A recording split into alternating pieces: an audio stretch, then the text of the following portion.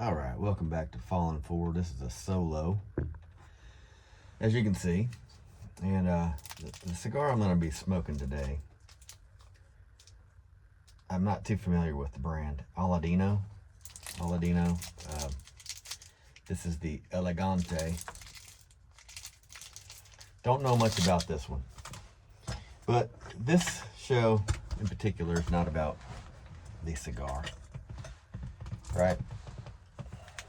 As much as a lot of these cigar review shows are totally just about the cigar, this one is least about the cigar. But you know why I smoke one? I smoke one for the kind of the meditative aspect of smoking a cigar. And again, I'm not trying to get out here and have, endorse smoking at all. In fact, I don't even consider myself a smoker. Cigar smoking is a little bit different.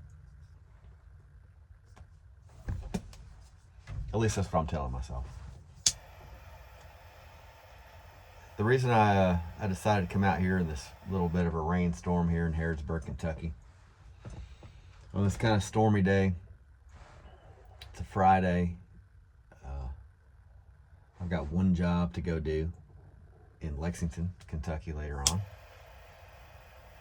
A buddy of mine, Ryan, is starting up a brand new bar, and I'm going to check out an ice machine that he's got that needs some work. So that's what I do. I work on ice machines. I work on heating and air. I work on refrigerators and freezers, things like that. But what I really love to do is music.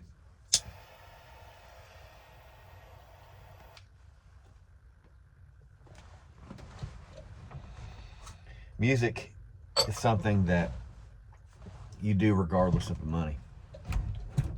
Music is something that you do because you have been called to do it.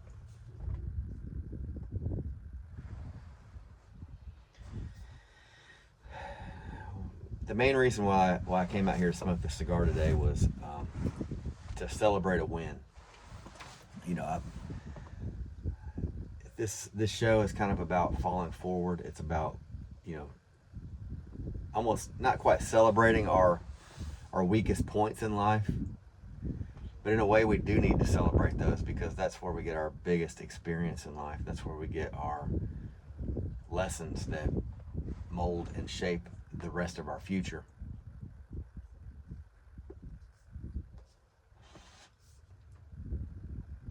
So I'm going to celebrate one of these wins.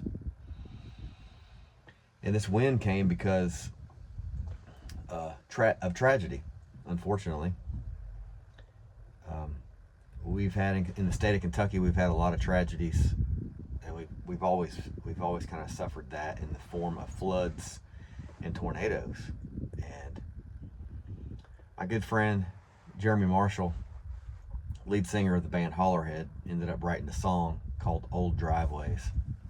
And we were talking about doing a co-write at some point, and we tried a co-write, and that one is still ongoing. We've kicked some ideas around, and we started in on a couple things, but the song that actually the song that actually hit as a co-write was a song called Old Driveways that he started. He's like, man, I got a good start on it. I kind of just need some help finishing it out and see what you think of it. And as soon as I read it, I was like, man, I can picture the whole thing. And Old Driveways, it's a song about disaster. It's a song about when the absolute worst can happen in a family. A natural disaster like a tornado comes and rips your house off its foundations, or a flood comes and rips the house away from the foundations. Possibly you lose a family member in it. And all you have left is the driveway. I can't imagine that, because I've never had it happen. And living here in the state of Kentucky, it's not a matter of if, it's a matter of when. It's kind of like the worst winning lottery ticket that you could imagine. You know what I'm saying? It is a situation that nobody thinks is going to happen to them, but finally it does. This song hit me that hard when you realize like everything that you have could be ripped away in a heartbeat. We have no guarantees in life, but that driveway will still be there. That driveway, with all its memories attached to it, is not going anywhere. I did some volunteer work down in the state of Louisiana, in New Orleans, after Katrina rolled through back in what was it, 05. I was a young man at that time, and I dedicated 2 weeks of my life to go down there and help out where I could. We rolled in as a crew. We ended up doing mold remediation, and we went through some of the worst parts of town. You know, the lower Ninth Ward was hit very hard. We walked around in the lower Ninth Ward. There was nothing left. There was foundations left, and just a bunch of debris pushed up on the sides. I remember I got a picture of an old dump truck. I mean, a massive dump truck turned over on its side. Seen where there was a house, half of it was gone. You could look and see clothes hanging in the closet. You could see half the bedroom undisturbed. The rest of it was gone. Not too long ago, we had a very tragic thing that happened with a tornado rolling through London, Kentucky. My brother lives in London, and I couldn't get a hold of him after the tornado went through, and it turns out they spent the night down in their basement. All the power was out, no cell phone service, nothing like that. So even though I've never experienced it firsthand, I've seen the aftermath. I've experienced the situation where you can't communicate with family members, and that sudden realization that can happen to anybody. That can happen to anybody. And this song that we wrote, Old Driveways, you know, I sent as soon as I got the first part of the song and the chorus, I sent Jeremy some ideas that I had for the second verse, and he immediately loved it and said, let's go. He's like, one of the biggest compliments I could receive is, this is something that he said, this is something that I would have said. And if you know Jeremy Marshall and you know his songwriting skills, like, that was a huge compliment to me, and I accept that. I accept that as a win. And this song is something else, I will tell you that. You know, the mark of a good song to me is when you, especially a sadder song, talking about something deep, something that's impactful in your life, is when you sit down with your guitar and you start to sing it and you can barely get through the lyrics without crying. And that's how this song impacted me. And it's very powerful. Let me tell you the big win though for this whole song. This little cigar is not bad. I mean, I'm not going to go out of my way to buy another one. You know, this is it's like a huge swisher almost. I don't want to, you know, Aladino. It's a Julio R. Iroa. I don't know if I'm pronouncing that right.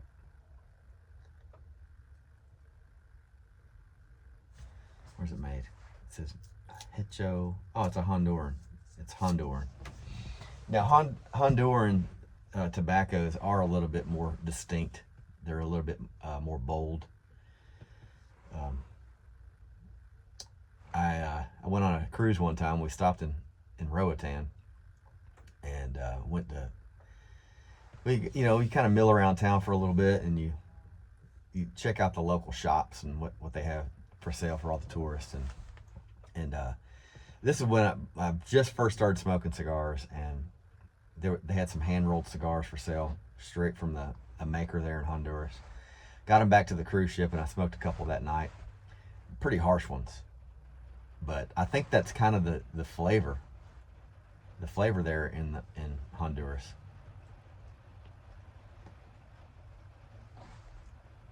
let me tell you about this win.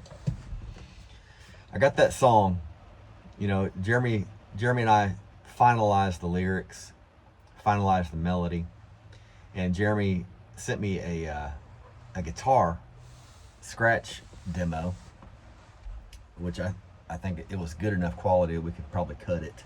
It's that good. Love working with Jeremy. So he sent that to me, and immediately I was like, I felt something in the pit of my stomach. I felt something in deep in my chest that this is a song everybody's gonna love. This is a song everybody needs to hear. And I was in the middle of moving at the time when all this was happening. I was moving from my little place in Berea, which the truck used to be parked out in front of my house there. Now I'm engaged, and I moved in with Wendy, and we're going to be married next year, next May 31st, by the way. And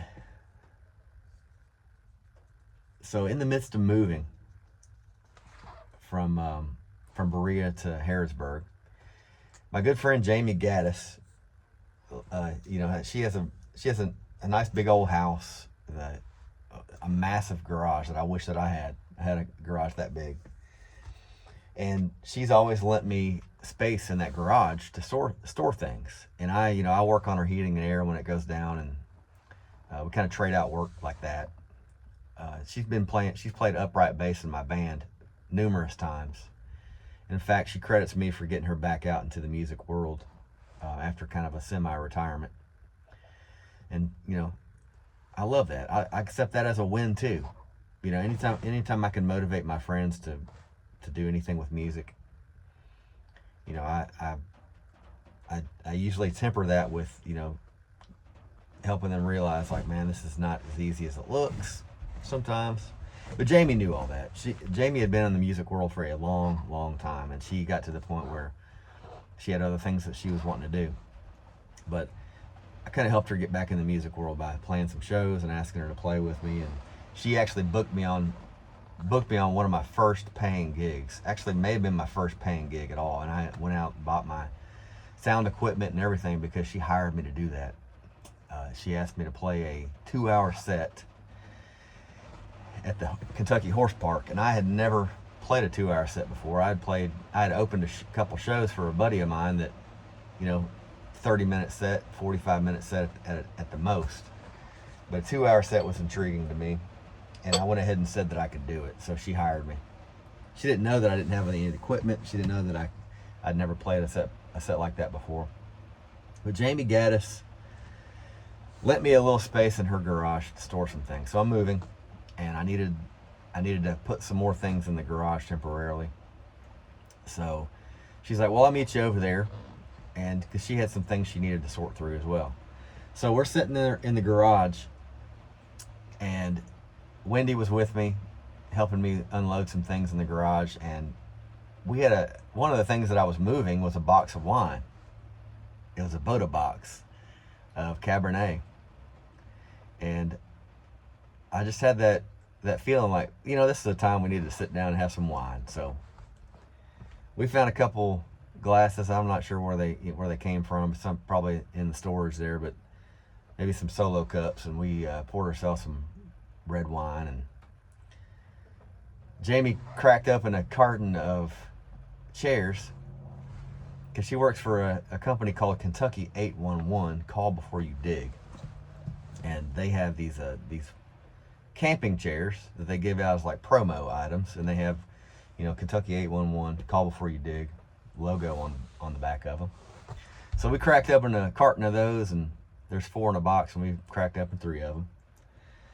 So we sit down, and we're kind of shooting the shit a little bit. This is really a bad cigar, honestly. So we're shooting the shit a little bit, talking about what we got going on, and I was like, immediately, moving sucks, and I always kind of dread moving, but it was a good thing because I'm moving in with Wendy, and it's such a bright new thing in my life, and I didn't know that it was going to happen again. Thank God it did. But So I'm sitting there shooting the shit about some wins that we're having. Kind of like what I'm doing now. And I was like, oh yeah, you never guess what? I said, I'm writing a song with Jeremy Marshall, and he said it's his first co-write. And I'm like, you want to hear it? And I'm like, yeah, let's hear it. So I fire up that scratch demo that Jeremy had sent me. And we put it on the little speaker, and it's nice and loud, good sound inside of that big garage. And immediately after the first verse, we are all tearing up. We're all tearing up. I could see Jeremy already wiping a tear from her eye. We listened to the whole thing, and I'm having to avoid eye contact with everybody because I know that I'm just going to break down crying if they see me. And I had already heard the song, 20 times, and it still hit me the same intensity every time. So Jamie, after we paused the song at the end of it, Jamie said, what are you going to do with that song? I said, I don't know. I said, we're still talking about it, and may not even be done with it. She's like, God, that's so good. That is so good. And that was about it. We finished up the moving that day, and I loaded some things in there and said goodbye. And I'm going to say 24 hours later, I get a message from Jamie, and she's like, hey, what are you doing with that song? And I know when Jamie gets something in her mind she's determined to do, she's going to damn do it. And that's just the way Jamie is. I love her. She's my sister. I said, well, Jamie, I don't know. I don't know what we're going to do with it. I don't know if he's going to cut it, if I'm going to cut it, if we're both going to cut it, what we're going to do with it. We're still talking about it, and it's evolving. And so she was saying that because, she works with Kentucky 811, they were in a project where they were doing a documentary on the disasters in the state of Kentucky, including the floods and the tornadoes, and that they wanted to pick that song up to put in the documentary. So I get a hold of Jeremy. I'm like, dude, this is a big opportunity for this song. He's like, yes, it is. Let's do it. So we didn't hear anything back after that. I basically called Jamie back and gave her approval to use the song. And Jamie contacted me and says, hey, Kentucky 811, and we want to move forward with this project. Jamie herself paid to have us put in the studio to cut the song. The day we cut the song, Black Mountain Media was there. They filmed the whole thing, and they are the ones that are doing the documentary and the video. So we show up, we do the video shoot that day, and as while we're recording, then we realize that we get a really big opportunity with this whole thing, and the fact that not only is it going to be in the documentary, but they're shooting a music video for us for the song. So the song officially is going to be heard for the first time at this at the film festival that the documentary is going to be released at. And the music video, we're going to be shooting, or we're going to be watching the music video for the first time on Sunday at 10 o'clock in the morning. That is this Sunday. What is today? What's today? The 6th? I think it's the 8th. Sunday the 8th. That this song is going to be premiered. So I will let you know when the song will be available on the streaming platforms. Jeremy and I still have to decide what we're going to do as far as the official cut of the song. But it's a great one, and I can't wait to get the video out there and share it around with everybody, because I haven't seen it, but I can just imagine. When I hear the song in my head, and I imagine the reel that plays along with it, it's some very touching things that has happened to individuals in our community. And coming out of such a tragedy. We always have some positive things. We can fall forward when tragedy strikes.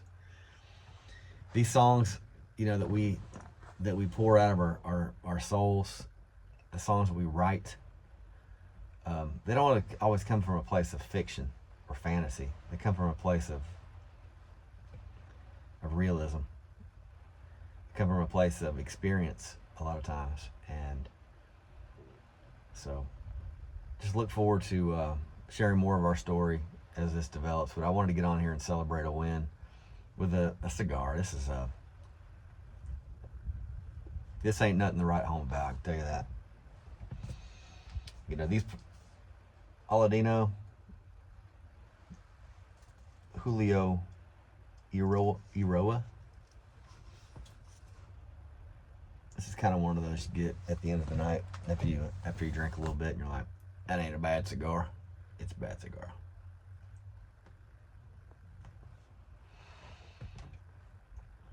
What are some wins in your life? What are some wins in your life? Maybe make a comment in the post or in the comments. Post it up in the comments. And, we got some more interviews coming up. My buddy Jacob Moody, who's a glass blower down in Berea, is going to be on the show. Got Jace Turley is going to be on the show, scheduled to be on here. There's a couple people I've been trying to nail down for a while on a date that have shown interest in being on the show, but still haven't officially worked on a date. That's gotta be coming up soon.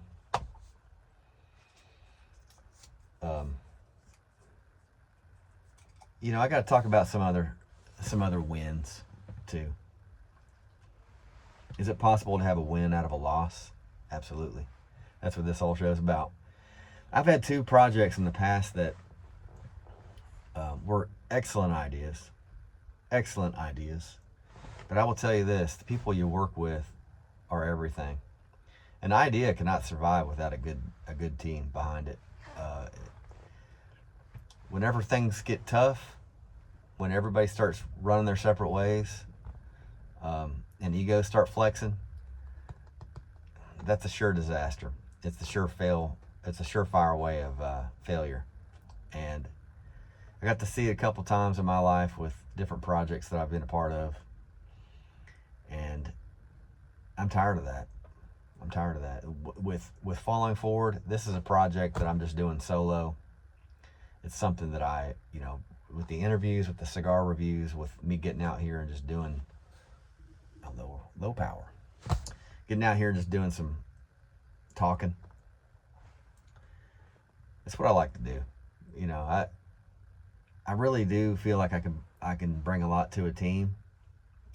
But man, it's going to be a little while for me to do that again. I can tell you this, even when no money is involved at all, even, just seemingly some sort of influence is involved, it can bring out the worst in people. And I've seen it firsthand. I will talk about this more often in the future, in another show. But I'm still trying to process the whole thing in my mind. One of my full circle moments is one of the ideas that I had been a part of back in 2019 was called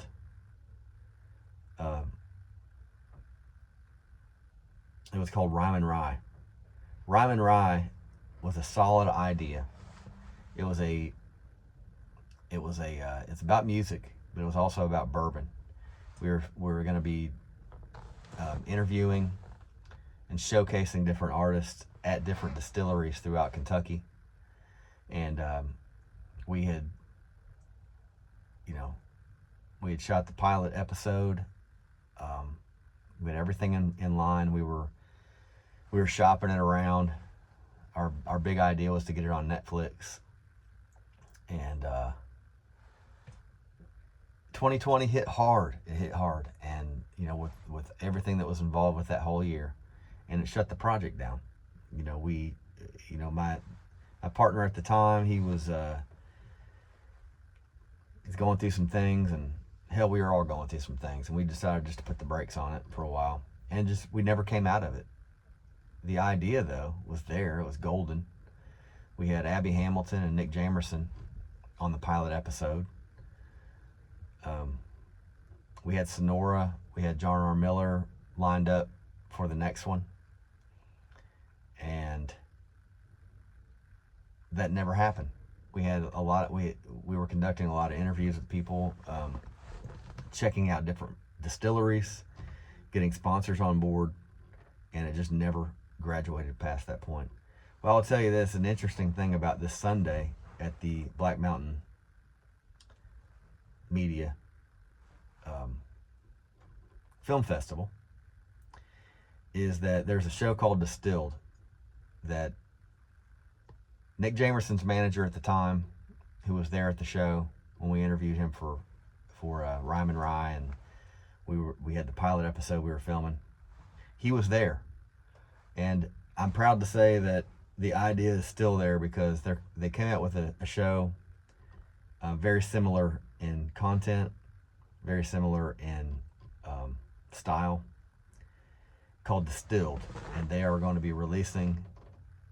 They're going to be showcasing that and premiering it at the film festival on Sunday, the same day that I'm going to be on stage with Jeremy Marshall and Sarah Bond and Jamie Gaddis singing Old Driveways and premiering our video.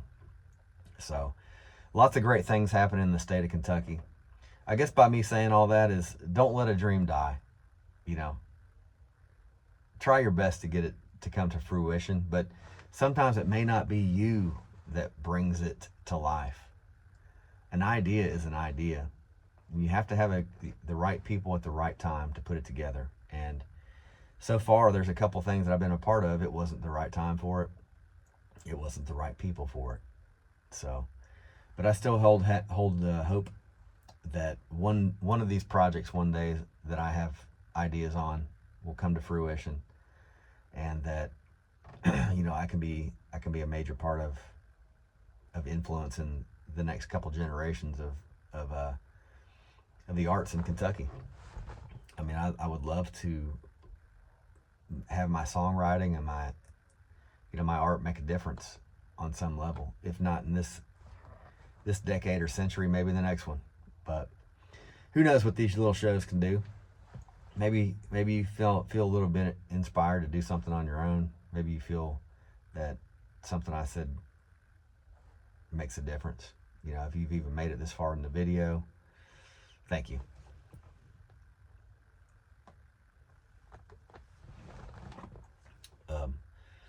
Probably going to put this cigar out, but this has been another episode of Falling Forward. If you're going to fall, sit there for a little bit before you get up, steady your feet, and make the climb out, because the lesson that you learn from the ways that you fall are going to influence the rest of your life, and it makes it better. The fall makes it better. I mean, you went out there and you tried, didn't you? You went out there and tried, and the lessons you learn will make eventually success if you learn the lessons behind it. My name is Lance Rogers. I'm a singer-songwriter. I'm a cigar smoker. I'm a vintage truck restorer. Although I say that and I haven't restored this truck. It's just it's basically in the same condition, but it's got hope, doesn't it? She runs and drives. I just noticed today that it really needs a good alignment. I don't know how to do that at all. Also, get yourself a good pair of yellow sunglasses. When it's dark and dreary out, pop these bad boys on. It's nice and sunny. It's like golden hour all the time, baby. All right, it's getting to the 30-minute mark, and I will catch you next time. Make sure you're falling forward, all right? Promise me.